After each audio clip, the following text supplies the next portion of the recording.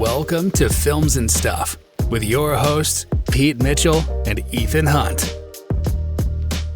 Pete, welcome back. Films and Stuff. How are you today? I am great, Ethan. How are you?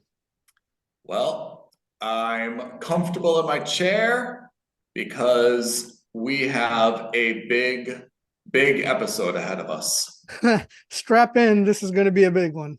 Strap in, get comfortable. You're going to need it. There's, what are we talking about first? And then it'll become apparent why. Just a couple days ago, James Gunn got on, Twitter and whatever, all these different social media posts, and released the formal announcement of Chapter 1, Gods and Monsters.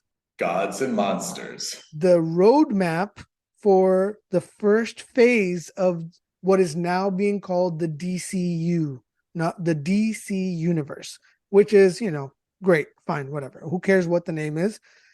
Point is that, James Gunn and Peter Safran took over as co-CEOs of the Warner Brothers side of, or at least the comic side of Warner Brothers Studio. And they are now basically in charge of setting up the panel or the board for the next decade or 2 decades or whatever it's going to be, or however long they last. It was big news. I mean, first of all, was it big news? It was definitely a lot of pomp. It's gotten a lot of coverage. I mean, as you mentioned, they released it on Twitter, like a video post. Apparently, they did kind of a press conference with media in the Warner, I want to say parking lot, but that might not be right. Was it big news? It's big news. I'll tell you why it's big news. It's because the superhero genre is now, first of all, so valuable. Yeah. And it was not the first time, but I would say this is the definitive statement by James Gunn and Safran as to where the DC universe is going, especially with regards to the previous outings. So I think it might have been James Gunn, and please note, a lot of the things I say are going to refer to James Gunn because of the two of them, between James Gunn and Peter Safran, I think the role is such that James Gunn is going to be the more creative side. He's writing a lot of the movies and shows. And I think Peter Safran is going to take more of the business side of the business. I think that's how the breakdown is going to be. In terms of, creative decision-making, in terms of, creative direction as to where the shows are going and where the universe is going, a lot of this, if not all of this, falls on James Gunn's shoulder. So primarily I'll be referring to Gunn, although there are a couple of points or one specific thing that Safran did, which I will touch upon, that I wasn't very pleased with. But yes, ultimately this is important because so many people's jobs are on the line. So much money is on the line. Yeah. It's not an insignificant thing. And say what you will about Warner Media and Warner Brothers, superhero movies and this genre is going to constitute a significant percentage of their income. Yeah. I mean, the two headline things that I think, I'm sure we're going to go through like really, really granular detail of the announcement. But the two headline things that caught me were, first, what's kind of continuing to come out, that's not affected. And then they basically gave us, 10 different projects, and they identified, chapter 1 is cool. Giving it the subtitle Gods and Monsters is kind of cool, though I don't know if that really reflects the projects. But they released 10 projects specifically. Some of them have dates, and they've kind of identified that this is a 2.5-year plan. We expect 2 movies to come out each year, roughly, and 2 new series, all on HBO Max, whatever it's going to be called, per year. So that's kind of, taking those 4 things a year, and since there's 10 projects, that's 2.5 years. We assume that these are going to kind of start at the end of 2023. Some of them obviously are in the works creatively. This takes us to about the end of somehow between 2025 and 2026 then for this first chapter 1. That's pretty good visibility. I mean, that's 3 years away, but it's pretty good visibility in terms of what we have. There's nothing mentioned in terms of what chapter 2 is going to be, what it's going to be called, how many projects, blah, blah, blah. But those are the 2 things that really kind of captivated me, which was what is still going to come out and what were they kind of excited for? And then what's in these next 10 projects and how long does this expect to last? So if you're looking for Aquaman, Wonder Woman, for example, they're not listed in this first 10, which means that there's nothing for them until 2027, 2026 at the earliest, kind of, right? Which means that the folks that play them now, Momoa and Gal Gadot, are probably out of those respective roles, right? Like there's some things you can kind of assume based on the omission of mentioning them here. So I think let's start off by let's name the different IPs and the different projects, right? So we've got 2 phases. So it's the first chapter, but what James Gunn has done is they have separated the projects into 2 things, okay? One is going to be what we're going to call the canon universe. And this is my naming of it. I don't know what the official titles are. So these are movies and shows which are all canonically existing within the same universe. So theoretically, you can expect cameos. And if something happens in one show, it happens in the universe of the other shows as well. Mm-hmm. And then you've got a second universe or a sub-universe called the Elseworld movies and shows. Yeah. And these are standalone properties and standalone movies or TV shows. And whatever happens in these stays limited to that movie and that movie alone, and there's no crossover. So if, for example, Batman were to die in an Elseworld movie, that doesn't mean Batman is dead in the universe. It just means in that movie, he's dead and that movie series is finished. That's it. Yeah. Joker is a good example of that, right? I think you specifically mentioned Joker. He did. So let's start with Elseworld because it's shorter and sweeter. There are 5 movies coming out in the Elseworld, 5 movies and TV shows, okay? The first is, of course, you've got, and this is not chronological, I'm just naming them. You've got the Batman sequel, Matt Reeves' Batman sequel starring Robert Pattinson. That's coming out supposedly sometime in 2025. You've got Joker 2 with Joaquin Phoenix and now I guess Lady Gaga, Folie à Deux. The sequel that comes out, I don't even know when. I didn't pay attention to dates at all for this. You've got Ta-Nehisi Coates' Black Superman project. So it's a Superman movie standalone where this Superman is, I don't know if that means Clark Kent is black or if it's another Superman who happens to be black. It could be the John Henry story. I have no idea. That's in active development now. Then, of course, you've got the Penguin TV show, which is a spin-off of Batman, the Matt Reeves Batman, starring Colin Farrell as the Penguin. And then the last project that goes in this Elseworlds is Teen Titans Go. It's an animated TV show. It's a fan favorite. Everybody loves it. I think it's, probably going to stick around for commercial reasoning, not so much for critical reasoning. Have you watched it? I've seen a couple episodes. They're great. I saw the movie. It's funny. It's geared to a much younger audience than it is for me. So it wasn't so much my cup of tea, but I fully recognize that this is like, were I to have children, this is the show I'd want them to be. I'd be happy for them to watch. It's funny. It's got all the superheroes in it. It's relatable. I'm in. Okay. So that's the Elseworld series. Okay.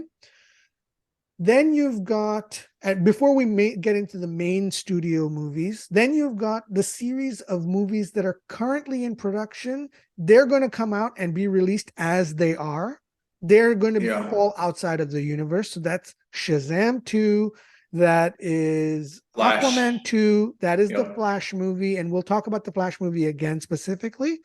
But those movies are going to continue. And once they continue, they haven't said this per se, but the implication or the inference I took from it is that's it, they're done.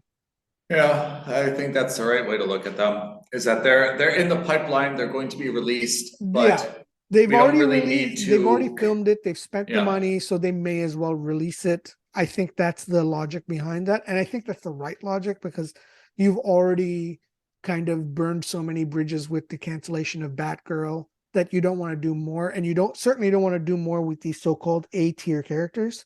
But the Flash, I understood, I've heard differing accounts, but I understood that the Flash as a movie was very important to release because it was also going to kind of introduce some of these concepts that we're going to see like in the future. Yeah. So multiverse, the right? Flash is so that's a special case, and we do want to talk about it, and we will talk about it. But the Flash is a special case because theoretically you can have a crossover different universes with the Flash character. So I think my gut instinct is they don't want to do any more movies with Ezra Miller and that whole squad. But my instinct tells me and my gut tells me, because ultimately Warner Brothers is run by a bunch of suits, they're not looking at it in terms of what makes sense in terms of the story. James Gunn is, but ultimately he has to report to people as well. And I think what they're doing is it's a wait and see thing. I think they're going to release the movie. If it makes $2 billion like the Spider-Man did, or if it makes $1 billion like any of these other movies did, they're not going to ignore that.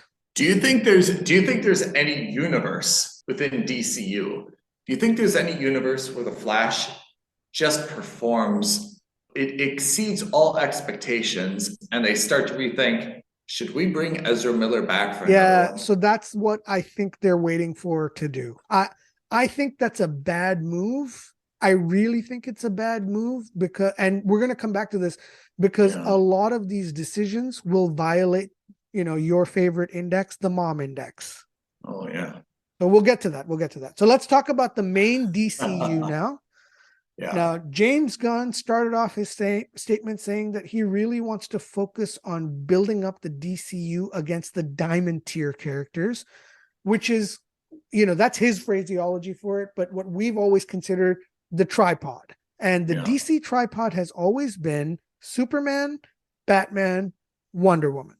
Yep. Those three characters are so popular and so strong, iconic. Their IPs are so strong that they are basically the three of them are the shoulders upon which the DC comics universe really rests on. Almost too strong in some ways, though, right? Yeah, but that's fine because you can always introduce new ways of limiting their powers. But I'm just saying, in terms of, if you look at it this way, it's the equivalent of back in the days Marvel's X-Men, which is to say, really, Marvel Comics was really known for X-Men and Spider-Man. That's it.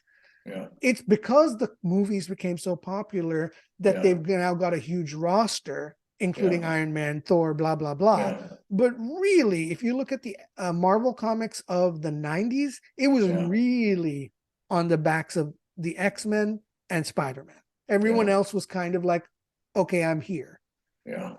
Anyway, that's an aside. So the 10 projects that we have under the main DCU banner: 1, Superman Legacy; 2, The Brave and the Bold, again, not in any particular order; 3, The Authority; 4, Supergirl, Woman of Tomorrow; 5, Swamp Thing; and then the next 5 are all TV programs. 1, Creature Commandos; 2, Waller; 3, Booster Gold; 4, Lanterns; and 5, Paradise Lost. Where should we start on breaking these down? You want to start with the blockbusters? You want to start with the television?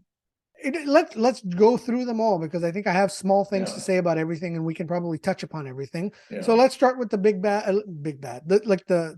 let's start with the elephant in the room, Superman Legacy. July 2025, right? That's a Summer stake in the blockbuster. ground, summer blockbuster, Superman Legacy. Who's Superman? We don't know. We don't know. We know that it is definitively not Henry Cavill. We know 100%. 100% Henry Cavill will not be back. And this isn't one of those, oh, they're just saying that and sneakingly they'll bring him back. No. James Gunn doesn't do that, play those kinds of games. They're not bringing him back. Do you think that's a good move? As a fan, no, but creatively, absolutely. He's 40 years old, or he's about to turn 40.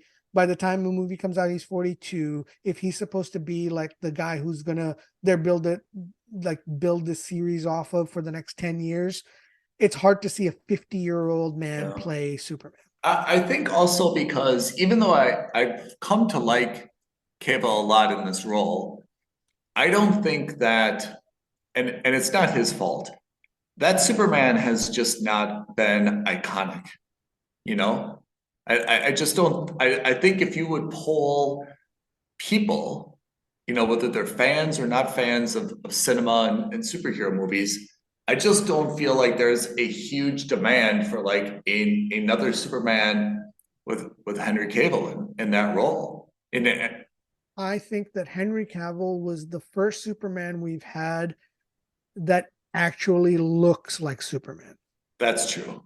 In terms of physical, etc. Yeah. I'm not saying that in terms of quality of acting. In fact, if you're looking at that, I think you should do a deep dive on Christopher Reeve's Superman and the difference between Dean Cain. But even forget about Dean Cain, forget about the TV guys, forget about all of them. Like if you look at the difference between Superman in the uniform versus Clark Kent in a suit, Christopher Reeves was the only one who really understood that there was supposed to be a difference, not just in terms of the the external look, but also in the mentality. And like you can see it in his physicality as Clark Kent. And Christopher Reeves is the only one who's done it. Dean Cain, very handsome, very good looking, but still was Dean Cain just in a suit. And Henry Cavill, exactly the same. Very handsome. He looked physically super strong as Superman. The moment you put him in a suit, though, he just looked like Superman wearing a suit. Very short list of folks who have played Superman, huh? Brandon Ruth, yeah, Dean Cain, and then of course I don't remember the name. Dude who was in Smallville. Yeah, and I don't remember the name of the guy who's in Supergirl now, the TV series. Yeah. So in any case, so that's Superman Legacy. Okay, so let's break it down. I guess we made it as well. So Superman, fine. I think that's a good idea. I don't really have a critique on Superman. I like that they're going with an established but a younger Superman. So he's going to be in his mid-20s. I'm okay with that. I think that's good. We don't need to see the origin story anymore. Certainly not for any of these characters. So it's nice that we're going to see someone that's already established. I'm in. I would only hope that we are, and James Gunn did make a point of this. He said, look, from now on, we're not the Snyderverse. We're not the Whedonverse. We are just the DC universe. So by that, I like that, because what he's basically saying to me is our tone is going to be consistent across all IP. I like that. I really like that, because if you looked at, for example, Wonder Woman, super colorful, super funny, or Aquaman, super colorful, but then same universe as Superman or Batman, which was so dark and so dour, it didn't fit. And in this case, he's saying, look, tonally, the movies may be more aggressive. They maybe have this, that, but tonally, these guys all exist in the same universe. So I'm a fan of that. Okay, the next thing that we're going to talk about is The Brave and the Bold, which is about Batman, and more importantly, about Batman and Robin. This Robin, however, isn't Dick Grayson. It's not Tim Drake. It's not Jason Todd. It's not even, oh my God, Carrie or Shelley. I can't remember the fourth one. This is Damian Wayne, his biological son. Did I ever know that he had a biological son? You would if you read the comics. It came out of the Raven the Bold comic book run. So tell me, because when I heard this, I was like, hold on. What movie did Batman even like have a baby? But so you're saying it's in the comics. What's the backstory to this? In the comics, Batman, while he's training with Ra's al Ghul as a young man, kind of has an on-again, off-again relationship with Ra's daughter, Talia al Ghul. Oh, really? And they get it on. They have a one-night stand. I mean, again, on-again, off-again relationship. At some point, Bruce Wayne gets Talia al Ghul pregnant. She has her baby. Wow, this is in comic books? Yeah. Jeez. Yeah, but remember, so the comic books aren't like what we used to think of as comic books in the past, and it's certainly not the Archie comics, right? These are adult problems, adult situations. These are adult problems. Talia raises Damian Wayne as her own up until I think like 9-10 years old. And then she randomly shows up with Damian Wayne to Wayne Manor and tells Bruce, surprise, this is your son. I've raised him for 10 years with the League of Assassins. He's well trained, but he needs more training. And more importantly, he needs a father. And she leaves him there on his doorstep and takes off. And what's Damian's reaction to this? And Damian is very aggressive, right? Because he's been trained by the League of Assassins. So he's physically very gifted. He's a very capable fighter. But he's also a very confident and aggressive guy. So and they battle with each other mentally. They're both like type A's and alphas, you know? So it's a very interesting thing to see him have to kind of learn to take on another Robin, and B, also realize that this isn't just any Robin, it's also his son. So hold on, who's Batman? Pattinson? No, again, we don't know who the new Batman is. This is not Pattinson. Pattinson's in the Elseworld movies. We're getting a new Batman as well. Oh, that's good. But isn't that a little bit confusing? We're going to have simultaneous Batman. I understand you're supposed to go into remember what I was saying about the mom index?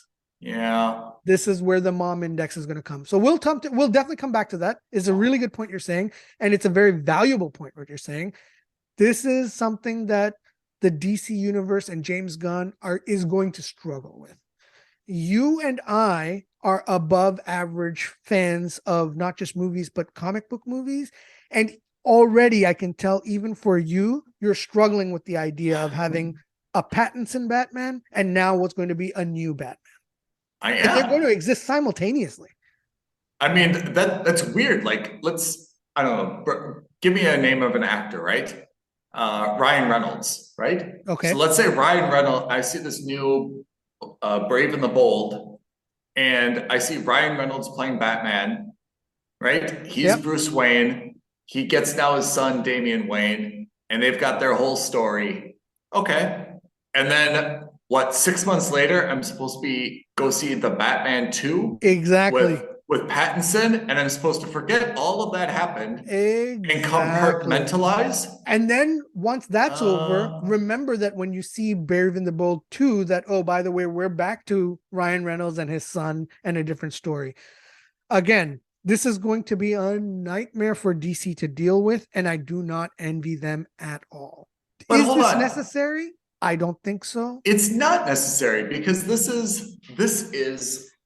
Can we just focus on this point a little bit? Yeah. I'm actually not opposed. I mean, of course, we're not opposed to the reboot. We've been saying for how many years, DC is a mess, right? And even, I think even in his announcement, Gunn said, hey, things are a little bit messy, right? Yep. But why are they repeating the exact same mistake that got them into this mess and got him hired? So I think what they're doing is, what James Gunn is doing is the DC universe is going to be the one that exists for the next 30 years. And the Elseworlds universe is not. So basically, Pattinson is done. They'll do one more and then they'll cancel. Maybe two more. I think basically what they're doing is they're letting him run out the clock. I mean, I don't know why they don't just cancel that movie. Is it, I mean, you and I talked about Yeah, they haven't the started Batman. filming it, but yeah.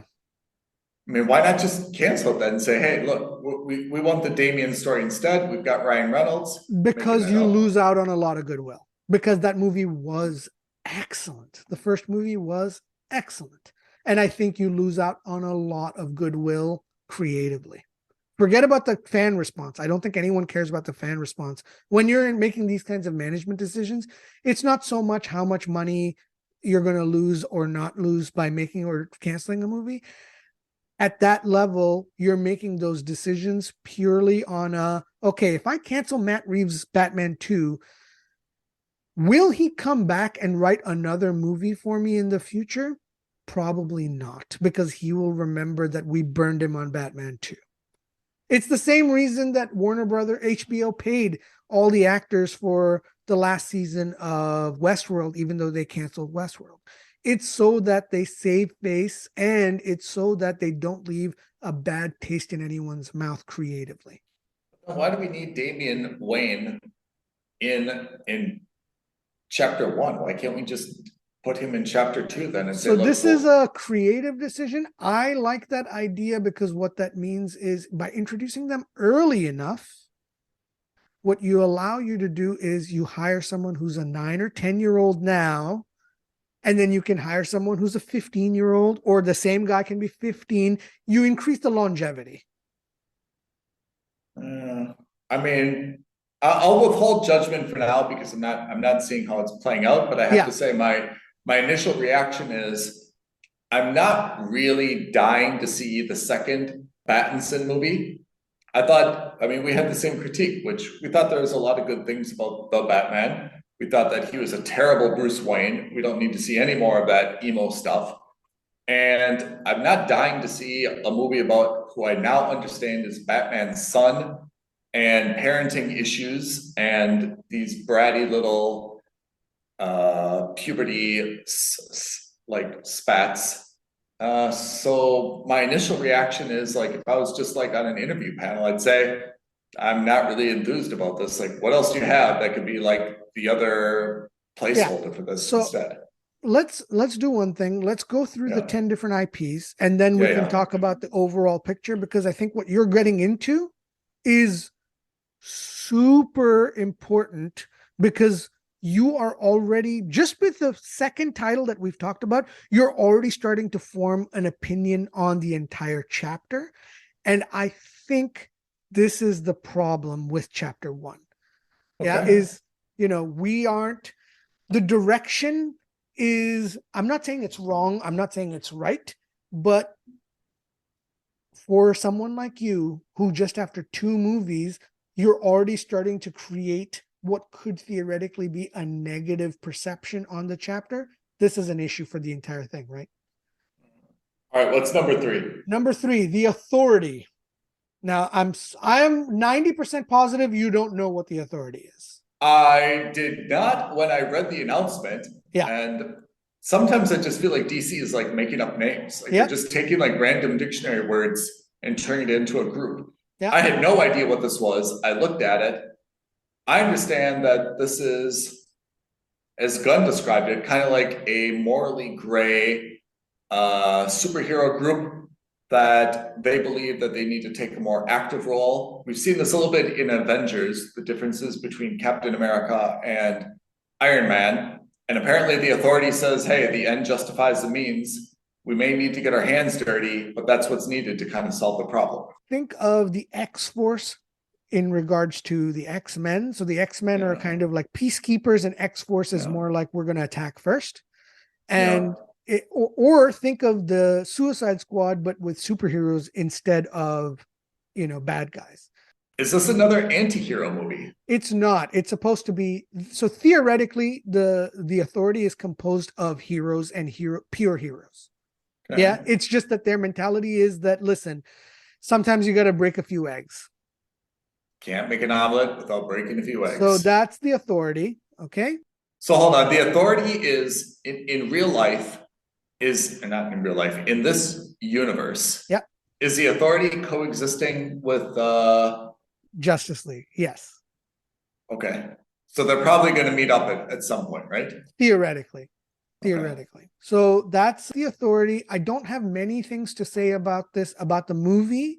No. I do have something to say in terms of the overall strategy and overall vision, but we'll come back to that. Next, we've got Supergirl, Woman of Tomorrow. Oh man, I read about this. What are your What do you thoughts?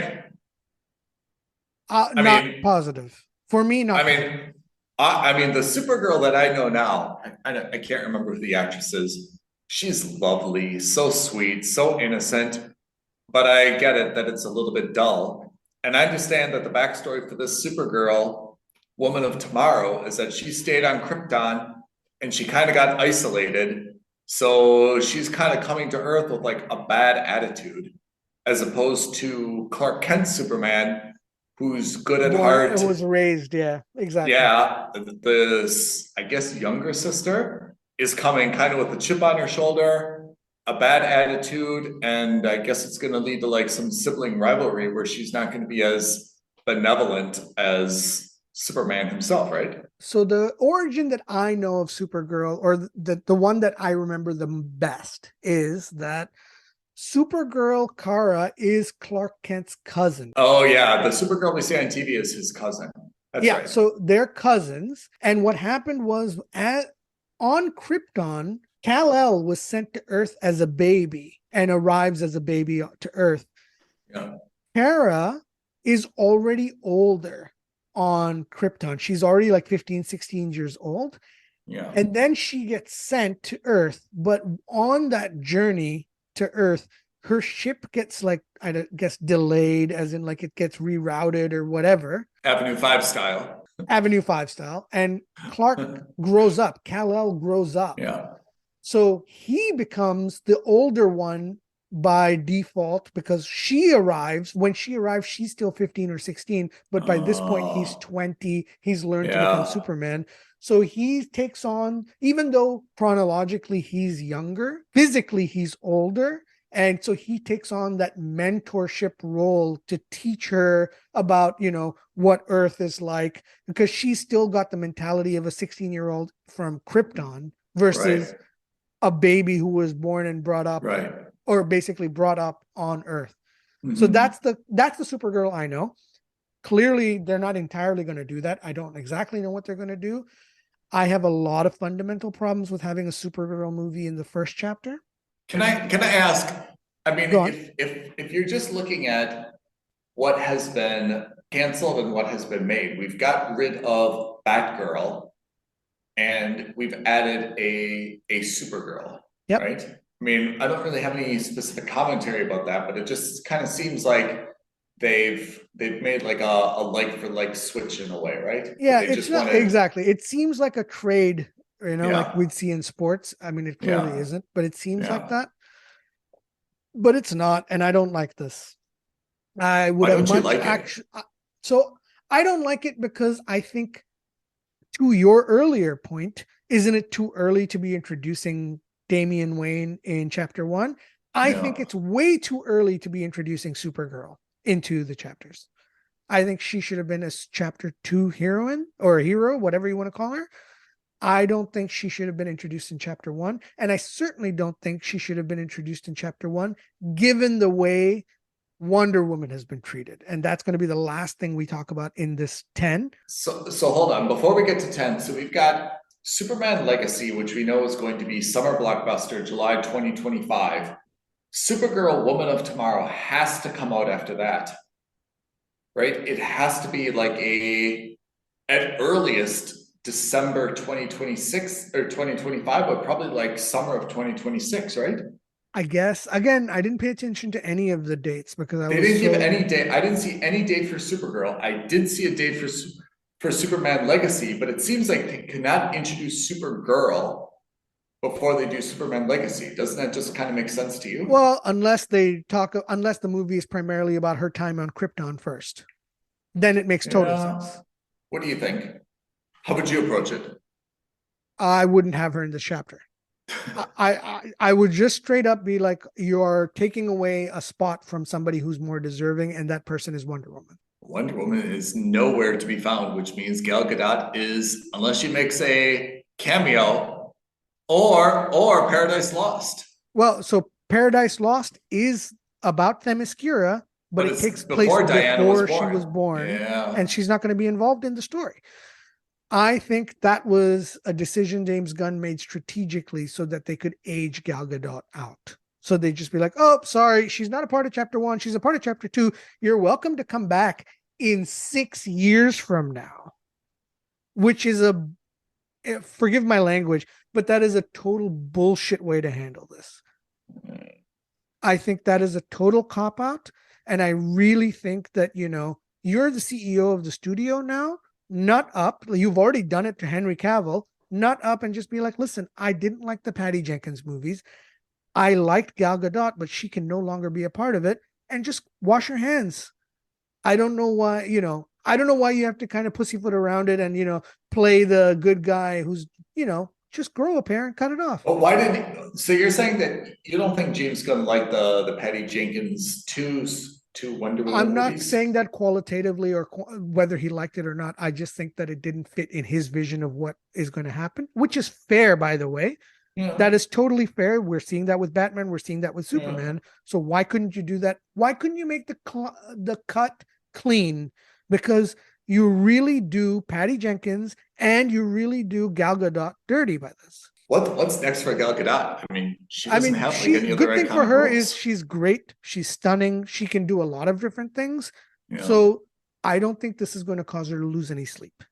But do you think that she just woke up one morning and she sees this press conference by James Gunn and she's like, oh, great, now I've got no movies? Or do you think that she's already like, I think she and Patty Jenkins woke up a few weeks ago when James Gunn was like, we're not happy with Patty Jenkins. It's out. And they were both surprised. I think that's when that happened. But at the same time, Gal Gadot is so in demand. She's so, overall, she's a very attractive actor. She's a very good actor. She's not going to lose job. Like, she's not going to lose sleep over this. She's going to have tons of opportunities. So, okay. Supergirl, I don't think there should be a part of it. And we'll talk about that. I'm really disappointed by the whole Supergirl thing. I think it's actually pretty garbage because it's, principally the idea of introducing her early is good, but a dedicated origin story in chapter 1, I don't think is important. I think she could have played maybe a cameo in the Superman Legacy movie and then have a separate origin story about her in chapter 2. That might have been good. And even if you don't want to see Wonder Woman in chapter 1, I think there's another hero that they should have talked about or brought into this first chapter, Martian Manhunter. That means so Martian Manhunter, one of the members of the Justice League. He is a Martian. He's the last surviving Martians of his species that was on Mars. He's on Earth. Again, because he's a member of the Justice League, it kind of makes sense to introduce him. You get the advantage of introducing a Justice League character that no one has seen before. We've already seen Aquaman. We've already seen Green Lantern. We've seen a bunch of these guys. So you get that one advantage. And the only time we ever saw Martian Manhunter was in one scene, the Zack Snyder cut of Justice League. But beyond that, no one knows who he is. And the beauty is this chapter is called Gods and Monsters. He could be considered either a god or a monster because he looks like a terrifying Martian. And he's got the power to shapeshift. And he's got the powers of a god. It would have been perfect in terms of theme to have Martian Manhunter in here. That's my little rant on that. I just think that, you don't want to wait until chapter 2 or 3 to introduce new members of the Justice League as the main Justice League members.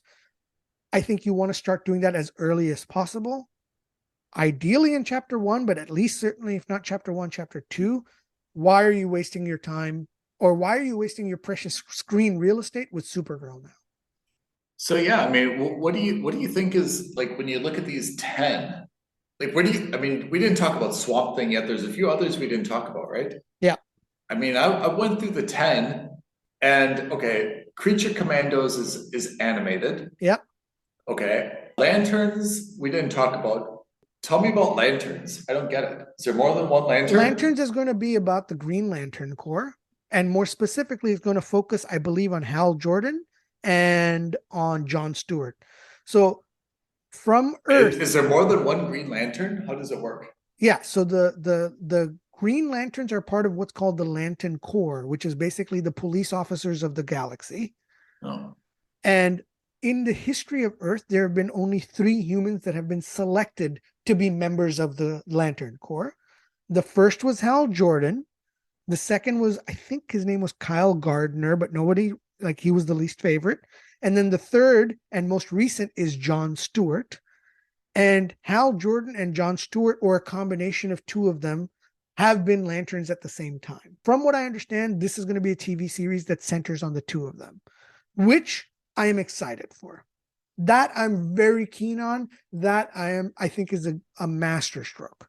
To do it as a TV series, I think it's great. What else did we talk about? We didn't talk about Booster Waller. Waller. Yeah. Booster Gold is a superhero from the future. Yeah. He's kind of like this imposter. He steals a time travel device, moves back to the present day Earth, and using his future gadgets, pretends like he's a superhero. Jake Gyllenhaal, Superman, Spider-Man, Far From Home, right? Kind of. Okay. Yeah. So that's that. And then Waller, this is the most egregious of the 10. This is the you're one. So angry about this? Yeah, it really, I literally wanted to throw my remote and my notepad at my computer monitor. I was Tell me why. Tell me why. So James Gunn makes a big overture about wanting to separate the previous universe and move forward with the current universe, right? And that's great. But the problem is that Waller is a spin-off of Peacemaker, and Peacemaker was a spin-off of the Suicide Squad. Yep. And Suicide Squad was a part of the previous DC universe. Yep. But because Peacemaker was James Gunn's personal baby, yeah, and because his fiance is the lead in that show, and I'm being like, this is me making a lot of wild accusations. Don't come at me, but I'm going to go ahead and make it. Okay. Okay. The point was that Peacemaker was firmly a part of the old Snyderverse. We saw a cameo with Flash and Aquaman in the sequel of in the finale. And the last one. You've got various references to Superman. Well, that's primarily why Waller wants to do this. So why is Waller not a part of Elseworlds? Why is it a part of the main DC universe? And more importantly, how is it a part of the main DC universe? For me, the moment I saw that and the moment I realized that it wasn't a part of the Elseworlds program, it reeks of favoritism. Look, Gunn is ready to throw out everybody else's creation into the garbage, but not his. Like, he's got no problem throwing everybody else under the bus, but his own thing, this was a problematic thing for me. I really thought that in terms of, if you're going to have a unified message, this is not a part of that unified message. The same old DC mistakes then, right? This is again the same old DC mistakes, which is the previous regime dicked people around, kind of did everything on the basis of, well, I like you, you're my favorite, so I'll do whatever you want. James Gunn even made an allusion to that when he was talking about how Henry Cavill got screwed over. But guess what? You're doing exactly the same thing. And maybe there is a creative reason for this, right? But you need to highlight that now, because the only thing I can see right now is that Peacemaker was James Gunn's baby. His fiance is the lead on that show. And then all of a sudden, Waller is going to be a part of the main DCU. Why?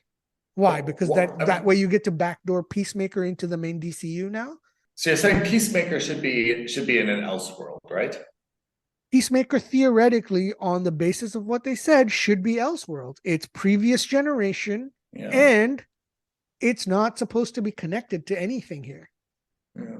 What about Swamp Thing? I think the last one we didn't talk was Swamp Thing, right? Yeah, so Swamp Thing, theoretically, again, where does that come in? That's got to be an Elseworld, right? No, that's the main DCU.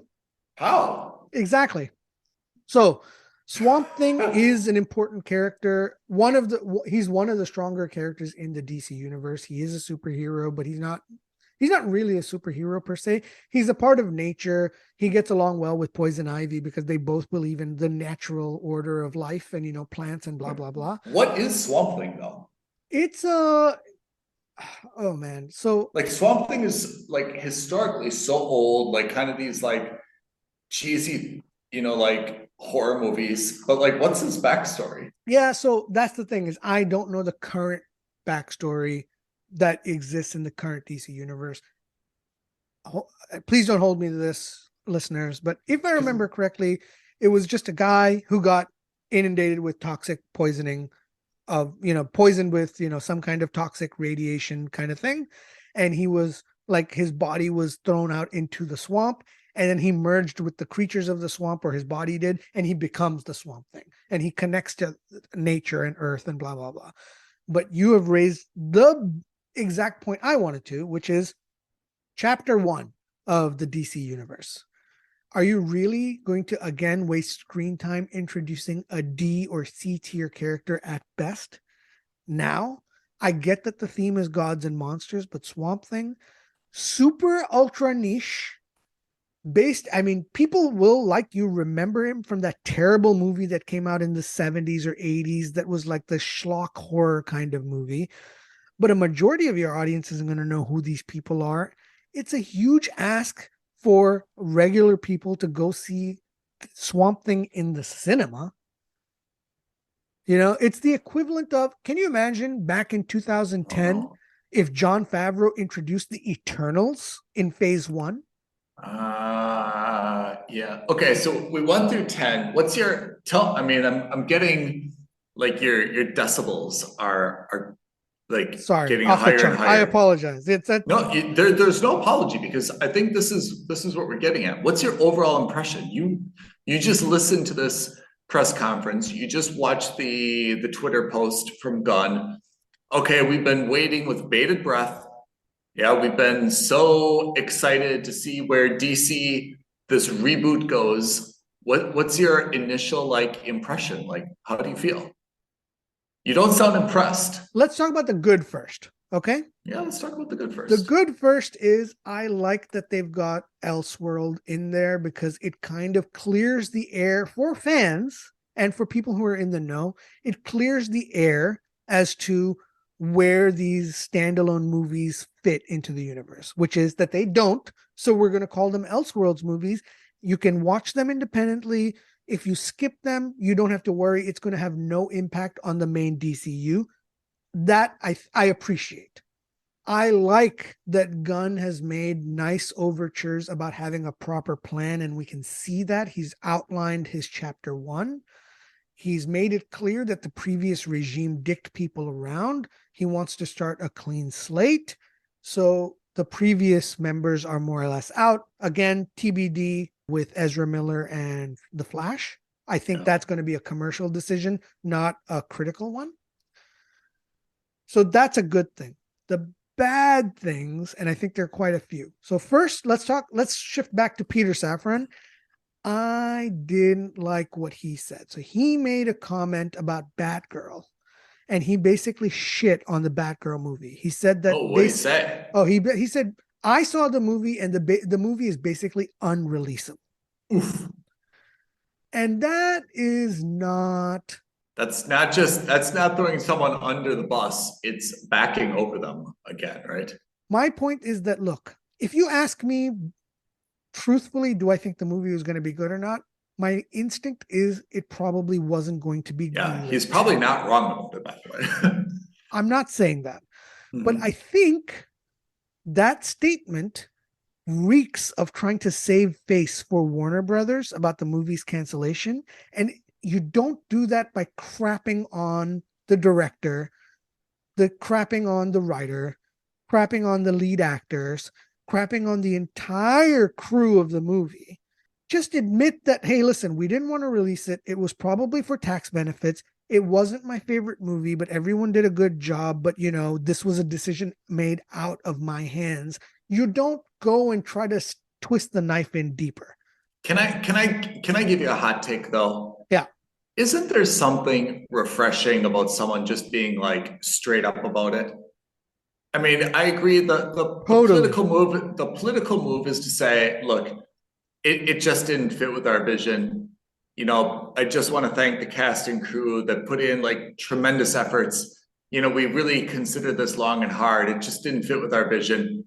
Isn't there something really refreshing about someone who said, like, hey, we looked at that thing. It's a piece of garbage. We're not gonna push that on our fans. We're not comfortable releasing it. If we're gonna release something, we want to make sure it meets a minimum threshold. We owe that to our fans. We didn't think that hit it. Isn't there something like I am 100% with you. That aspect, fair enough. Yeah. yeah, What, but if you're going to go whole hog, then go whole hog. yeah. I think that You're saying it's the cheap shot of just saying it and then it's like already been canceled. You yeah, then do not have to go yeah, over it again. It's right. already been canceled. You then Yeah, you're you right. don't have to pour salt in that open wound. One. True, true. Two, you're the CEO of the studio. Like, that's not your job to do. If Zaslav said it, that's one thing. He's one step away. He's the head of the firm. He can kind of say that. Mhm. But you are the guy that people are going to have to sign contracts with.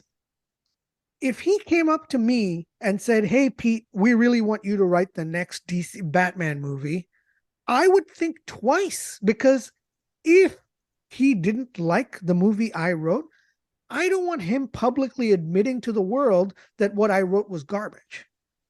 Like, it makes me look like crap and it makes me feel like crap, right?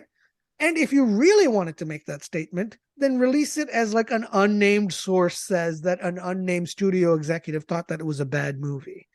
Like, if it's really important for you to get that movie out there. Yeah. I don't. I'm not terribly bothered by it, but I admire your code that you'd like to everyone to abide Look, by. I look at it. I get it. Sometimes I wear the executive hat. Sometimes I wear the creative hat. And as an executive, I'm totally with you. I would rather say, hey, look, we're going to cut our losses. We think the movie is crap, and we get the side benefit of it being a tax benefit for us. Yeah. But the creative hat says, hey, I'm going to have to sign contracts and I'm going to have to convince creative people to come work for me over the next 10 years. Do I want to be known as the guy that shits on all of creatives? No, probably not, because I'm not going to get the best work out of anyone. It's a very, very mature, forward-thinking, very political perspective. You're right. From that angle, yeah. Yeah, I'm just Yeah. thinking long term, like what filmmaker, what writer, what actor wants to work with you? I guarantee you, in her mindset, Grace Leslie, the lead actor, if James Gunn came to her and said, hey, I want to do this movie, I want you to come be in part of this movie in the DC universe, you're canonically not Batgirl, so you can be anything. Even though the money would probably be good and it would be good for her career, you know that in the back of her mind, she'd be worried that the other CEO is going to say, well, she was garbage in this last movie too. It becomes a hard sell. Anyway, that was my one rant about that statement. Let's go back to the overall. Okay, before I go off, first you tell me what you thought about the overall. I don't want to cloud your judgment. What did you think of chapter 1? What did you think of the announcement? What's your gut on this? I mean, I felt that this was a very exciting announcement. Like I said at the outset, you announced 10 things, 2.5 years, but nothing that was announced like kind of got my heart pumping. And when I look at this list, I don't see a pattern. I mean, I love seeing patterns. I love to try to find a way to connect the dots. I see a lot of kind of random stuff. And I guess what I would have expected is that I'm going to use Paradise Lost as a good example. They're taking a Wonder Woman intellectual property or story pre-Diana, so they're getting me excited about this, making it kind of Game of Thrones style, which is what they said. Yeah. But they're not linking it to. I understand you don't want Gal Gadot. You're trying to move on. You don't want to introduce someone else because it's too soon, and you want to use the IP and the story, but you're not trying to, replace an iconic actress with someone else too soon. I thought that Paradise Lost is exactly what they should be doing. And they should be doing more things like that, that we know them, like this is the Wonder Woman story, this is the Batman story, this is the Superman story, this is the Aquaman story. You know, like maybe The Authority is a really good one, yeah? But I thought that they mixed in some of that stuff with the same old stuff that we've been seeing that's going to confuse me, right? And again, I'm confused already by Superman Legacy. I'm confused by Supergirl. I'm confused by Brave and the Bold. So, I mean, I guess Waller doesn't confuse me, and I'm not nearly as upset about that as you. Swamp Thing to me is just random. That just seems random, like they just picked a 10th film out of a hat, and it could have been one of a thousand things that Universal owns the rights to, and they're like, oh, Swamp Thing, sure, we'll do a movie about Swamp Thing.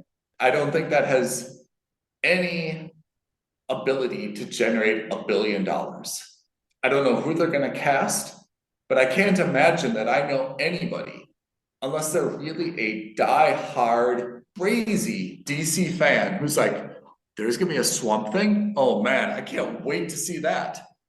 Is the trailer going to be amazing? Who's the actor? I mean, by definition, it's going to be kind of like green and gross and dark and swampy, right? Yep. It doesn't make for an attractive film. I don't know how you squeeze $1 billion out of that. I don't know how you make that an iconic, beloved character. So I'm just confused by this list, you know? Yeah. The way I look at it is that, first of all, like you, I think what James Gunn did was, all right, here's a dartboard. I'm going to chuck it. I'm going to chuck a dart at it. Whatever character that dart lands on, that's what we're going to make a movie or a TV show about. So it seems like a super weird mix of mainstream and then super obscure properties.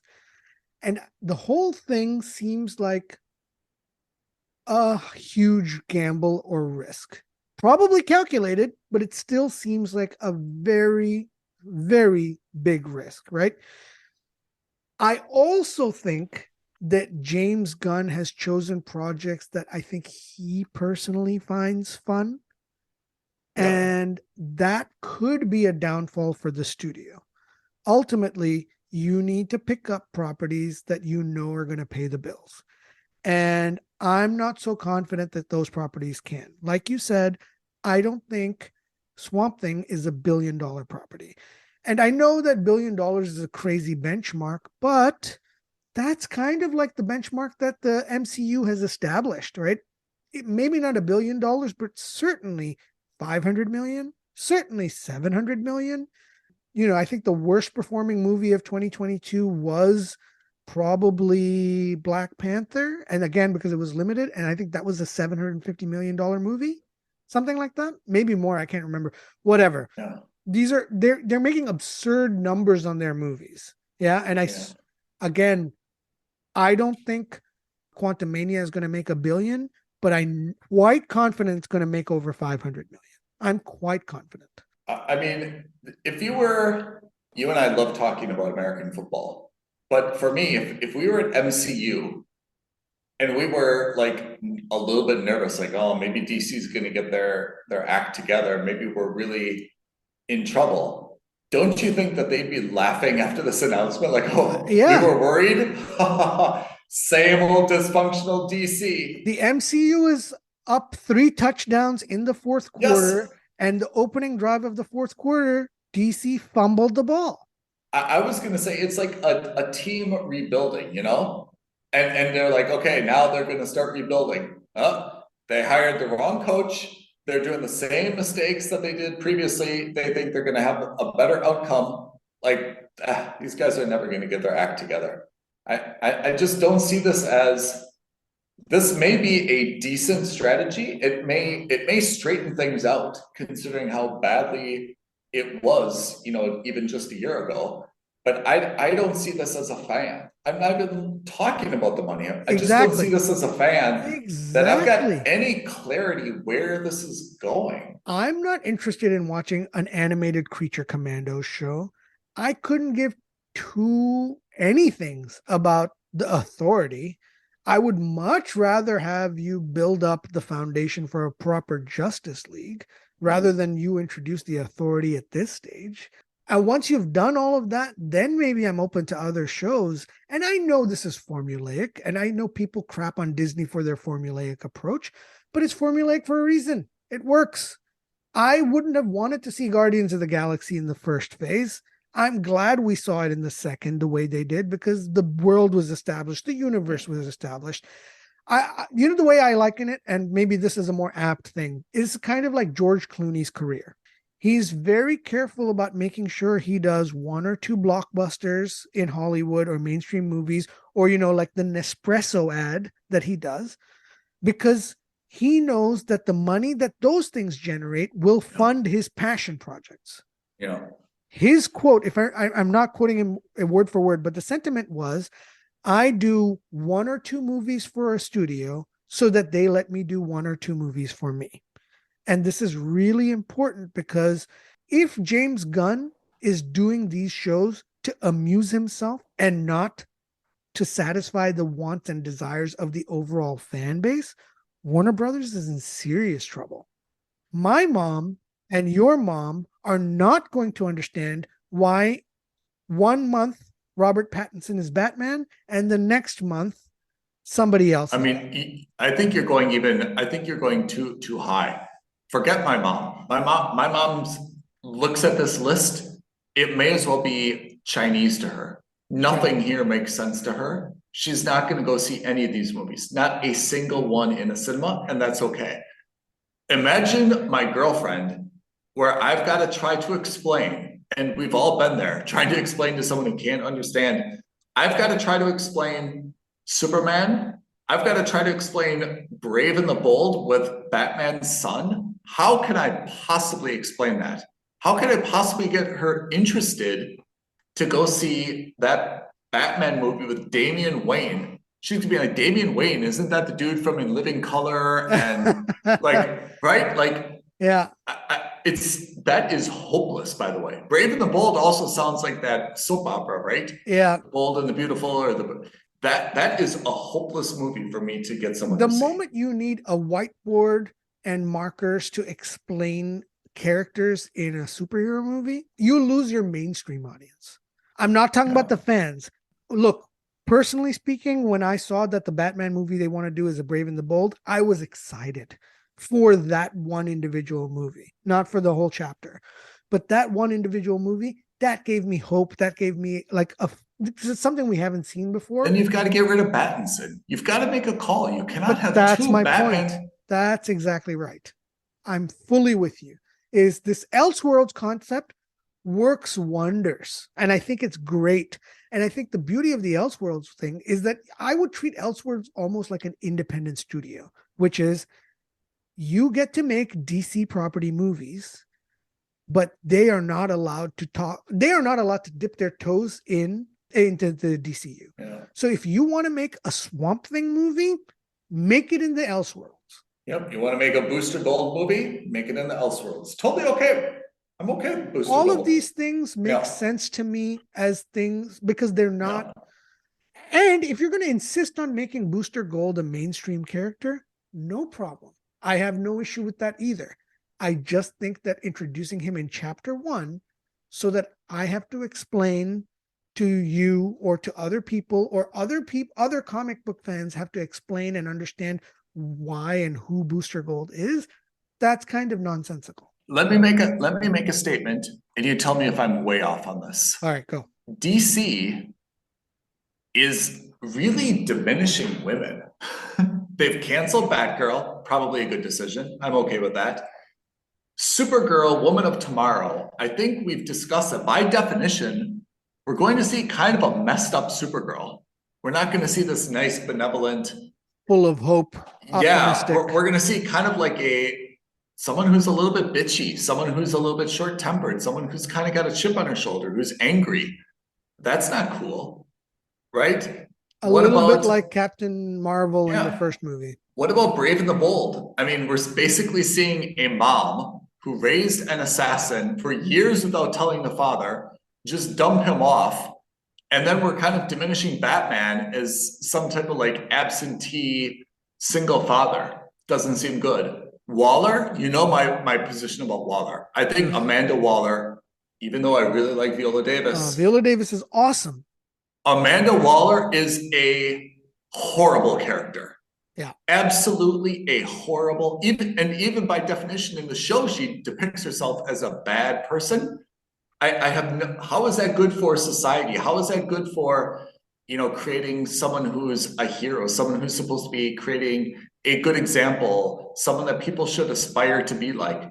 Awful, awful, awful. I'm really disappointed, I have to say. And you know that I've never like really picked up the feminist torch on this podcast, but I have to say, like, when I'm looking here, I haven't seen that they've really done like any favors to women. Their most iconic woman, Wonder Woman, Isn't even nowhere in to it. be found. Yep. They're gonna have a Brave, or they're gonna have a Paradise Lost, but all it's going to be is an island of women fighting each other for supremacy and who's going to be the leader. If it's supposed to be like Game of Thrones, like, how is that good either?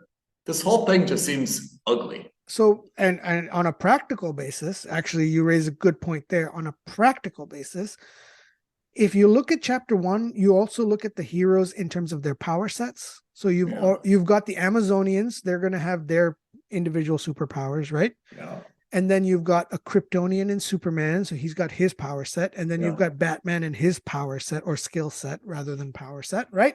Why would you want to introduce another Kryptonian? Her powers are so similar to that of Superman, right? So I think, of course, tonally the movie is different because a woman will have a different outlook and different experience than a male Kryptonian or the Superman version, of course. But the power set is the same. And if you don't want to look at that, then if you look at Kara, and then if you look at the Amazons, their power set is similar and their genders are more or less the same. So it becomes you start to overlap in terms of power. You're starting to overlap in terms of origin, overlapping in terms of gender identity and gender issues with the Amazonians. It becomes you make Supergirl the least interesting superhero because the differences will have to come from the story, not from the skill set or positioning. That's a problem. I don't know. I just think that to have Supergirl in here, again, I don't have a problem with Supergirl. I think Supergirl is great. I like that she's this portrayed previously as this naive, optimistic, I'm learning my powers kind of thing. I don't need to see that so early. I think the best thing I can say about this is that I'm genuinely skeptical, but I'm have an open mind for a few things. Okay, so just some random last minute musings. Okay, so Paradise Lost. Okay, you've got a show which you rightly said is them doing a Game of Thrones-esque style. I'm excited about that. I don't have a problem with that, but remember, you're going to be running against Game of House Thrones, of the Dragons, and you're on HBO, Lord of the Rings. Yeah. So comparisons are inevitably going to be made, and not just about the quality of the story, but also the scale of production. So the question is, how much money are they going to actually put into the show? Practically speaking, Warner Media is on a cost-cutting rampage. It's trying to save $3 billion a year in costs.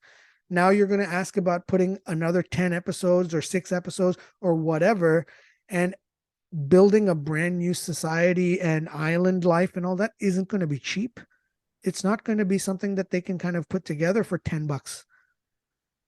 So, that's a practical issue that I think they're going to have to discuss. I think that costs overall in production, Warner Media is kind of like on I don't want to say they're on a shoestring budget, but it certainly seems that way these days.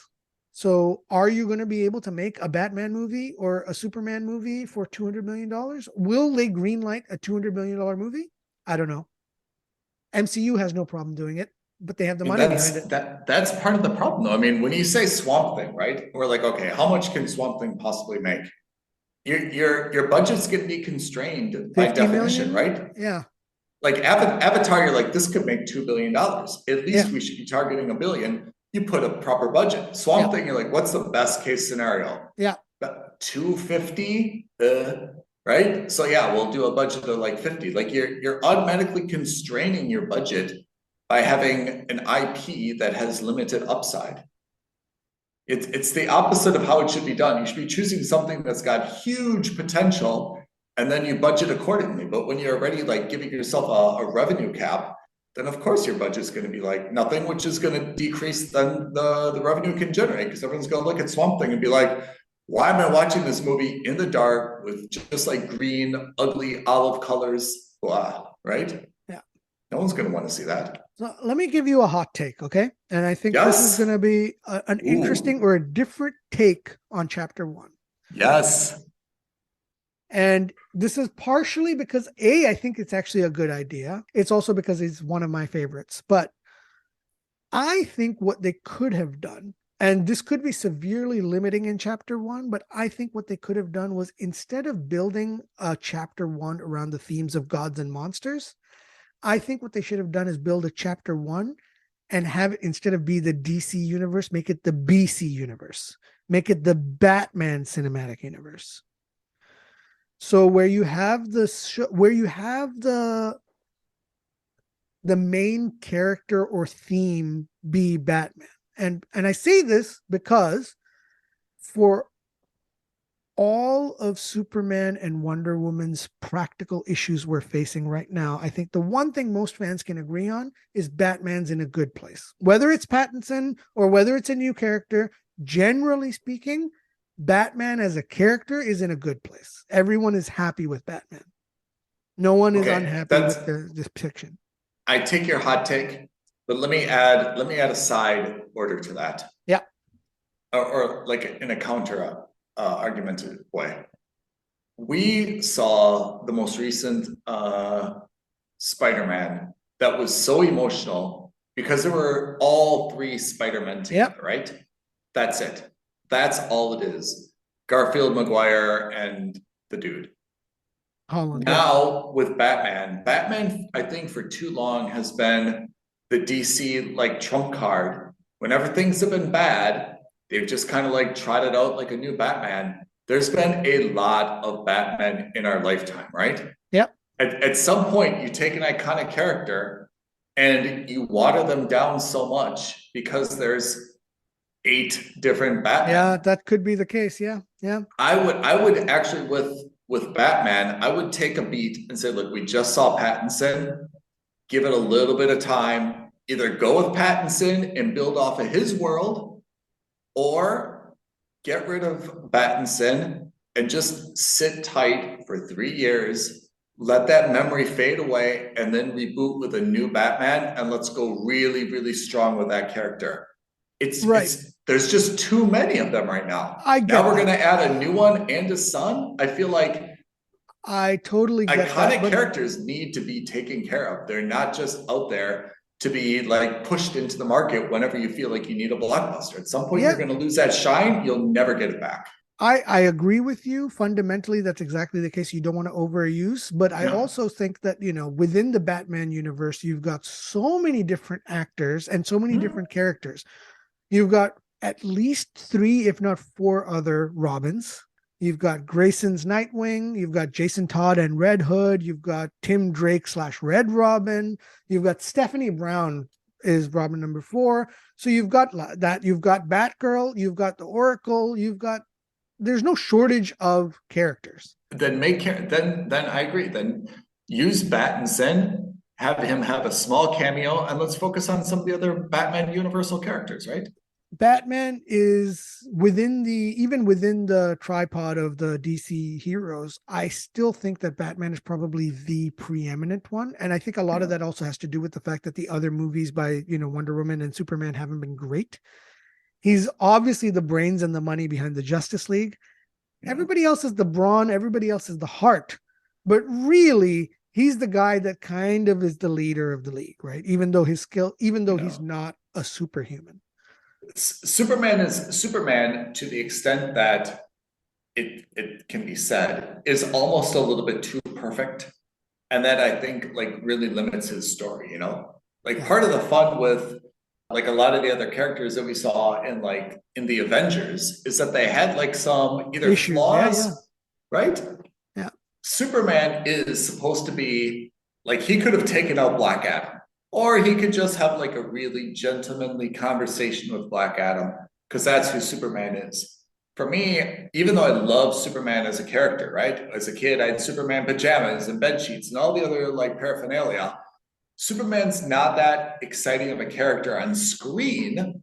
I think he should be adjacent to the screen, but he's not that exciting on screen because he's too important. He should be stronger than anyone. He's more powerful than anyone, right? He's like Homelander, right? Like yeah, exactly. He's too good. So that's why I think Batman is more compelling, is that Batman is defeatable. Batman comes from a different background. You know, he's not an alien. He's not from Krypton. He's just a dude who's trained himself to be a vigilante. That's why I'm more excited about Batman.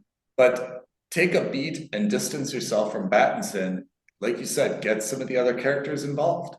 Look, I think we're both kind of landing in the same place, although maybe me a little bit more negative than you. But you're more negative. I'm more apathetic.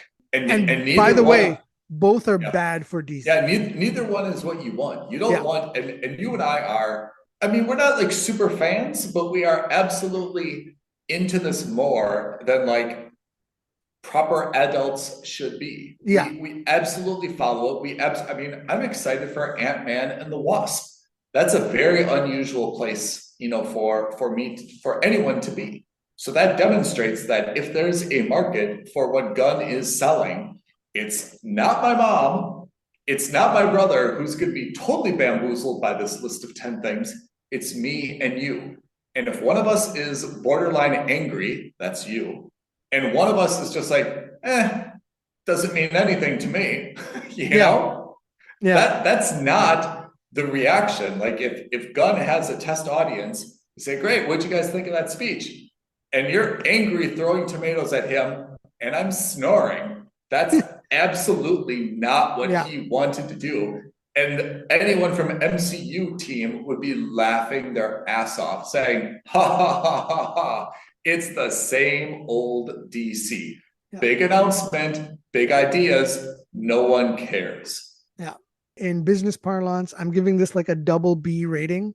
So not quite investment grade, but not far off, because there is potential for upside, or maybe like a C or a C plus GPA in school, right? You're not going to go to the University of Phoenix online, but you're definitely not getting into Harvard either. And that is a problem. That is an issue. This is a very ambitious plan, but if the crowd and the fans don't buy into it, Warner is in trouble. Do you see a $1 billion movie in this list? In any of these, the only one that could theoretically be $1 billion movie in my mind right now is Batman. Only one. And that's, by the way, that's a stretch. I don't genuinely, out of these 10 properties, I don't see $1 billion movie. I just don't. I think Brave and the Bold gets close, or is the closest. I think Superman gets closer, maybe closer, but that's it. Certainly not Swamp Thing, certainly not Supergirl, and least of all, certain Authority. And of course, look, I hope I'm wrong. Please be good enough that I'm wrong, right? But this is none of these are doing anything for me. And if it makes $1 billion, it will be a case of like Avatar, where you're just like, I saw it. I don't get why it's $1 billion movie, but fine. It's $1 billion movie. Can we think of this in a different way? Stay with me on this. What if this is not really the Gunn agenda? What if he's trolling us to kind of see the reaction? Like, what if this is his test balloon? Because this list is so berserk. What if it's just his test balloon? He's like, hey, let's have a big conference. Let's put it out there. Let's see what gets some traction and what gets, people like really, really angry. I've got it in my mind that I'm going to kind of like divide this into 4 different directions, but I want to put these random things out there to kind of see where it lands. I don't see it. First of all, in terms of a troll, if there's one director who would troll us like this, it is James Gunn. So kudos. I didn't even think of it that way. But I don't see it because the stakes are too high and because he's no longer just a director, he's the co-CEO. And that has material impact on financing and funding.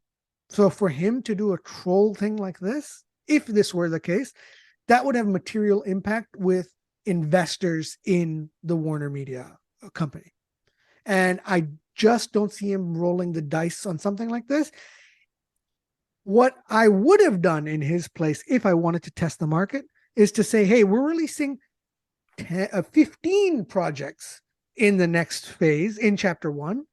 Here are the first 10, and here are some blank spots that we're going to put question marks on that we'll fill in at a later date. Yeah, I mean, maybe I think that's the way I would have done it as well, which is to go a little bit more thematic, which is like, hey, we're gonna have a show on HBO, which is gonna focus on, pre-Diana, the Wonder Woman story, pre-Diana. Yeah. That's a theme. We're gonna focus on, ancillary characters in the Batman universe. We're gonna focus on the members of the Authority, or like a something else, apart from Justice League. If he would have like given some themes and like some spin-offs and that would have, I think, been a little bit more comfort, where he doesn't really box himself in, but he gave us kind of like a hint of the direction, and then he could have pivoted a little bit easier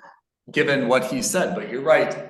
I mean, I threw it out there as maybe he was trolling, and I don't mean like he was trying to like piss us off, but maybe he was sending up test balloons. But I agree, these things are actually so specific. Like now, Swamp Thing, you can't really back out of that. How do you pivot? How do you pivot Yeah. once you've already announced that Swamp Thing is going to be it? I get that the overall theme of chapter 1 is gods and monsters. I get it. I don't get it.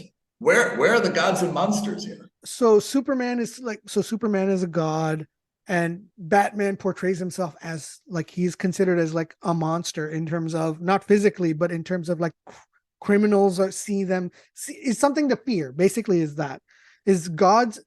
These are beings that are meant to be feared or adored. We don't know yet, right? Or general people don't know.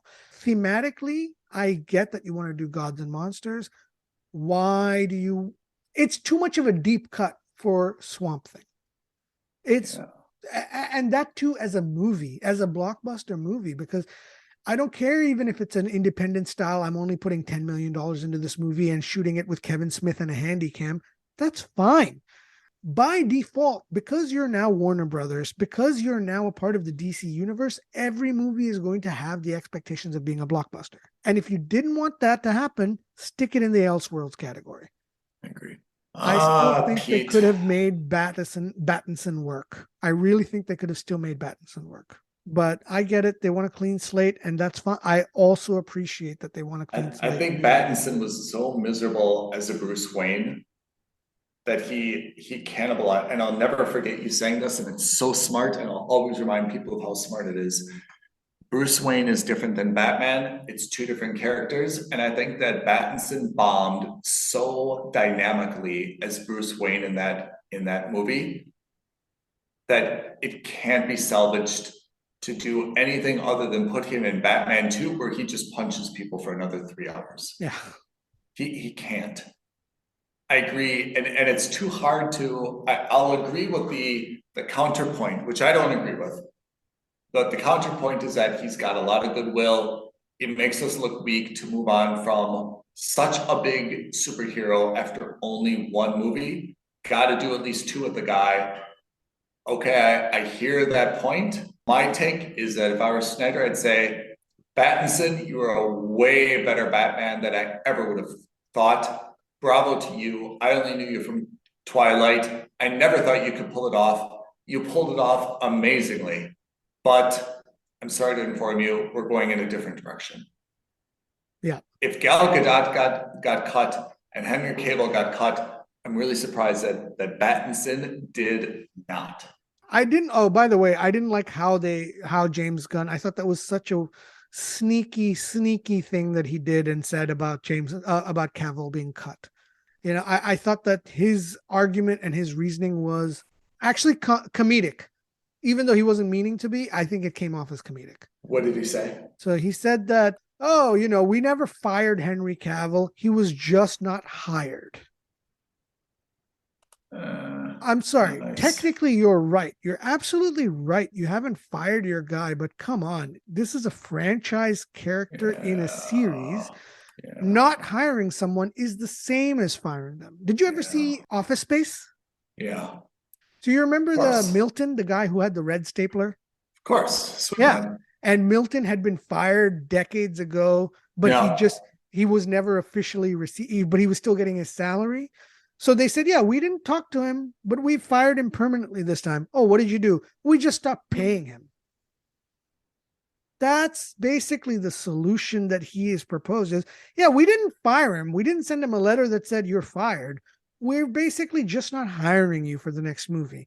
Yeah, that's a lame, weak ass defense. Yeah. I think that's Bush League to me. Yeah, you're right.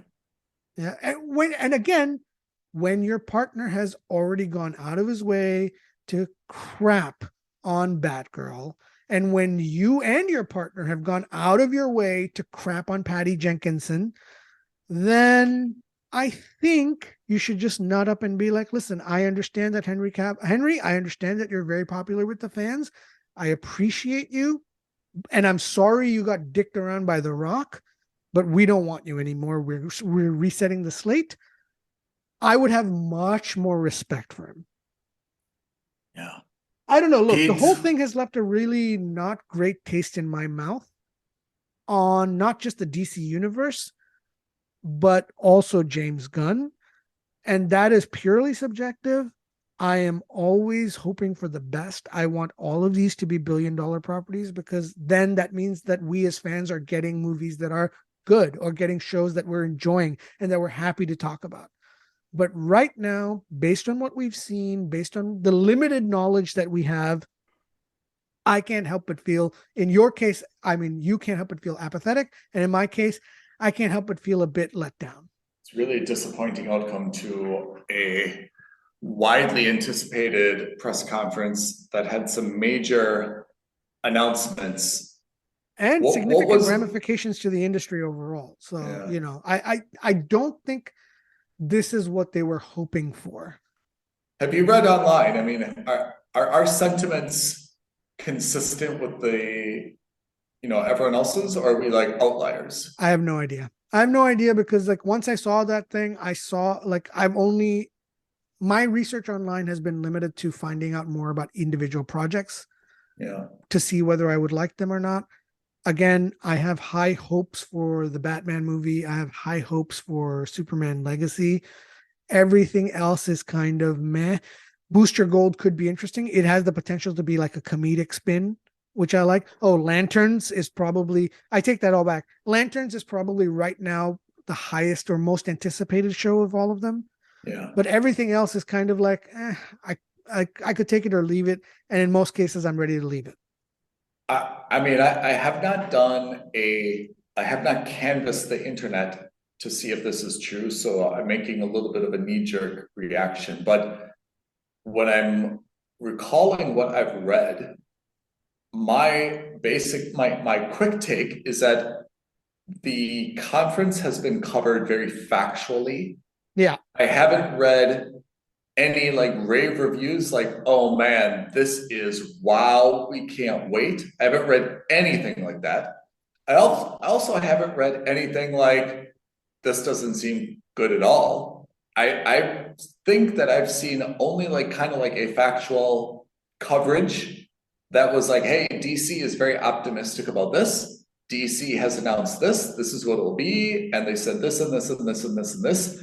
Very factual reporting, which is what reporting should be. But I would also take that, if I'm reading too much into it, is that no one is excited. No one wants to call out DC and create a bad relationship now, and they want to wait and see. But the lack of enthusiasm in these articles is replaced by factual information to just kind of like report what's happened. And that also kind of demonstrates that there's not like a huge industry rush out there to anoint these guys as, you know, the emperors of entertainment. Yeah. They've kind of said, okay, well, let's report it. Definitely. Let's not piss them off by being negative about it.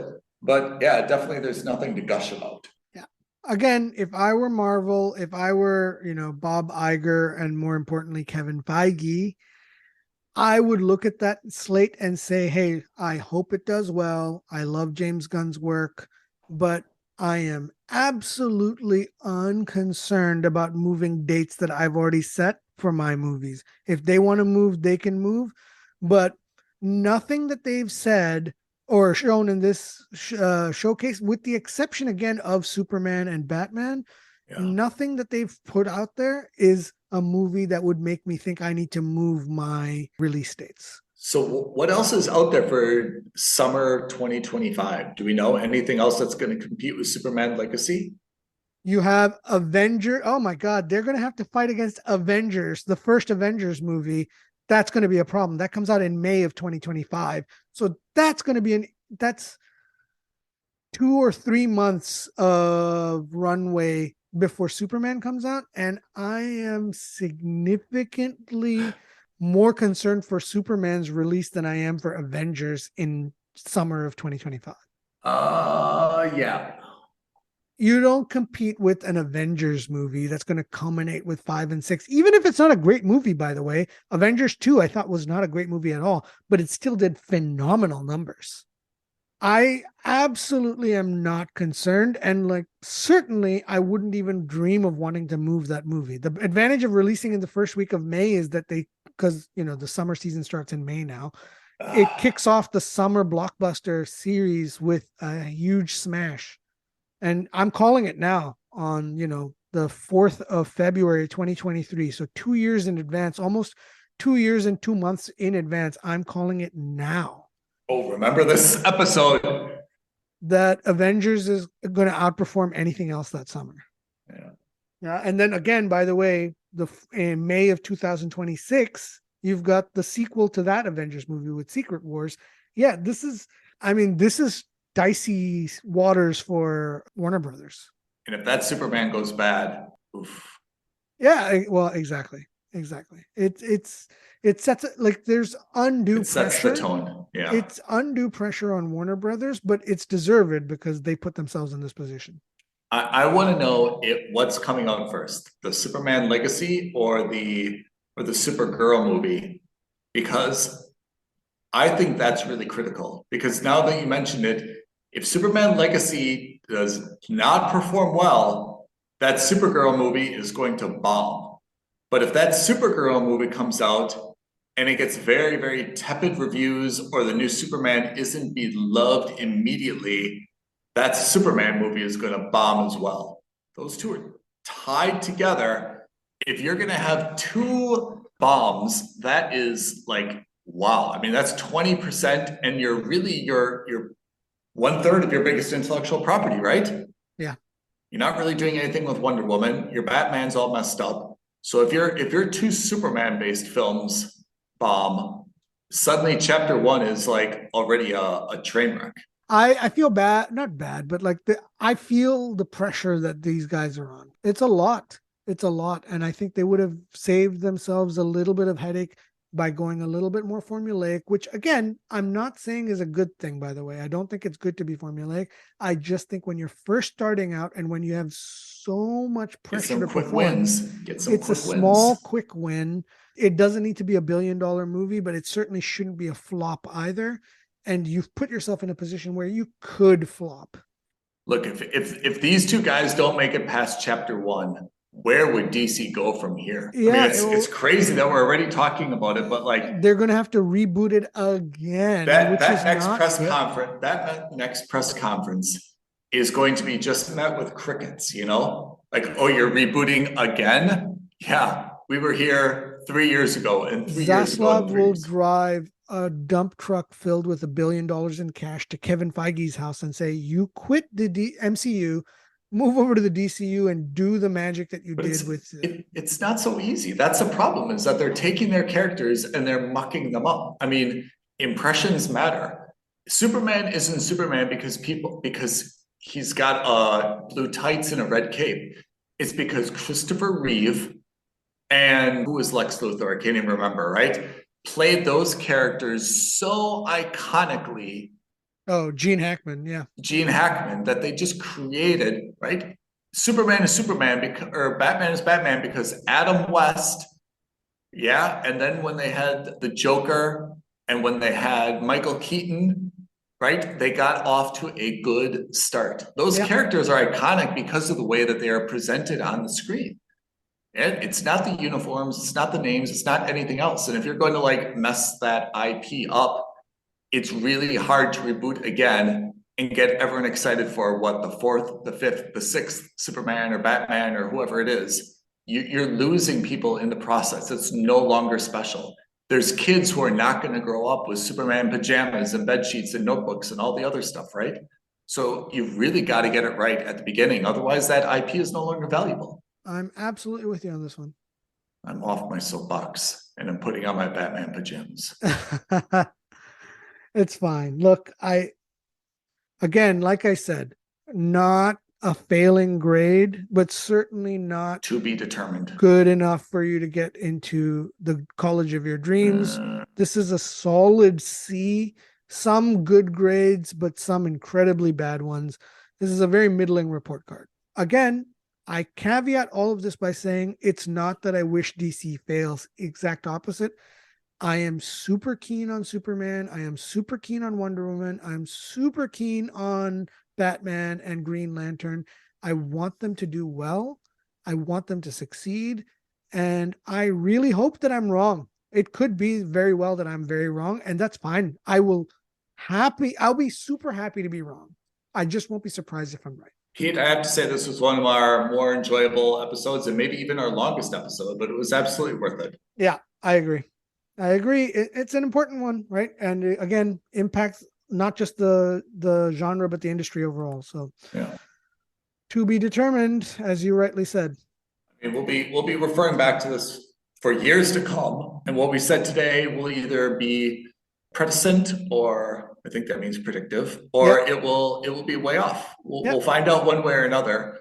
But yeah, what we've said today is 2025 when we see the first trailer for Superman. We'll have to do we'll have to carve out some of the excerpts from this and go back and see if our predictions were right exactly. or not. Exactly. All right. Well, listen, guys, if you have any thoughts, let's get some feedback. Do you think I'm off my rocker? Did you like this conference? Did you think this lineup is good? Am I out of my mind, or am I a soothsayer? Have I predicted the future? What do you think? Let us know. Drop us a comment below. Tweet at us at FNS Podcast. Yep. DM us on Instagram at Films and Stuff Podcast. Send us an email, aloha at filmsandstuffpodcast.com. Yep. Whatever it takes, I want to hear your thoughts on this. This is, we're fans of superhero movies. We're fans of the genre. We're fans of the comics. We really want this to do well. I am less excited. Ethan is more apathetic. Let's, tell us what we're getting wrong about this. What am I missing? Yeah, that's what I want to hear. What am I missing? Give me the counterpoint to why I should be thrilled about this, why I should be counting down the days or getting a digital clock that's going to 0 hour where I can watch some of these things. Give me the counterpoint. I want to be excited about this. I love cinema. I love television. I love action. I love entertainment. I want to be excited about it. Give me a reason. You heard it here. Maybe first. You heard it here. All right, listeners. All right, Pete. Thanks everyone for tuning in and for staying with us. We hope that you were comfortable, and we'll see you next week. We'll have more stuff to discuss. Thank you for letting me vent. Thanks everyone. And we get back to you ASAP. ASAP. Bye now. Bye guys. Thank you for listening to another episode of Films and Stuff. If you haven't already, please subscribe and review on Apple Podcasts, Spotify, or wherever podcasts are downloaded. Films and Stuff. There is no substitute.